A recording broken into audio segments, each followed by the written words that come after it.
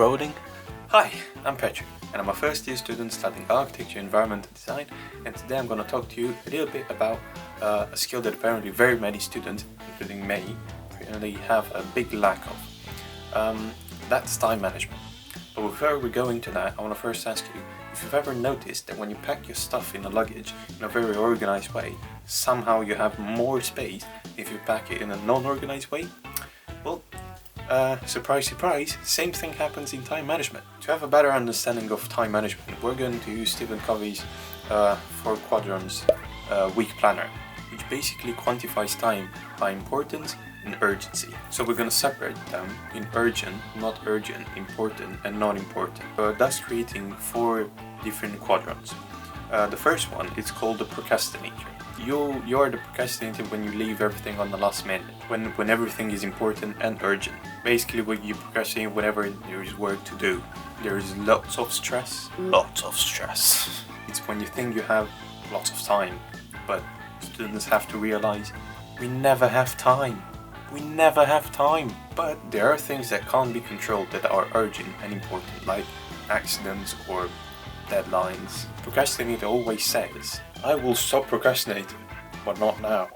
It's when you think you work better and more efficient under pressure and stress right before deadlines, but we all know that's very false. I was a great procrastinator until I found a planner. So the consequences of the 4 quadrants is stress, anxiety, tiredness, and obviously low performance. Quadrant 2 is going to be a surprise at the end. Quadrant 3 is when everything is not important but urgent. Quadrant is usually for people who always say yes, who always try to make everybody happy. It's for people who always, like whenever friends ask them, you want to go out?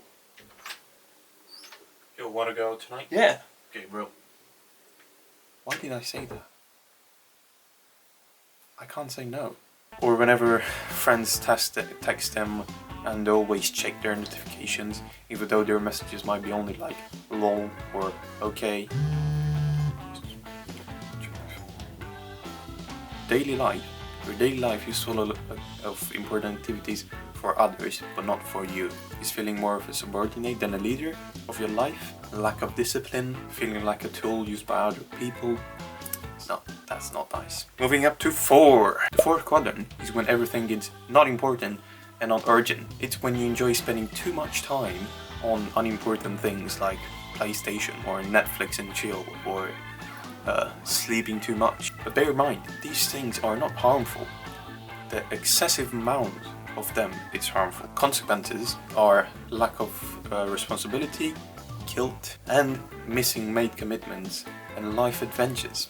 Going back to the most important one, Quadrant 2. This is the best quadrant of living and is when everything is important and not urgent. So you don't have to live in stress, you don't have to live under deadlines, you make everything in time and you plan ahead. You have time to do important things like sports, read, hang out with friends and plan in advance. The whole secret of living in the 2nd quadrant is to plan ahead. Consequences is you have control of your life, you have balance in your life, and you have high performance in everything you do. The thing is that everybody lives in all the 4 quadrants. We can't just stop living in the 1st, 3rd and 4th and just leave in the 2nd, because that's impossible. But what we can do is we can just reduce the amount of time you spend in the 1st, 3rd and 4th quadrant, thus increasing the time spent in the 2nd quadrant. And that's the secret of success. How do we do it? We start planning.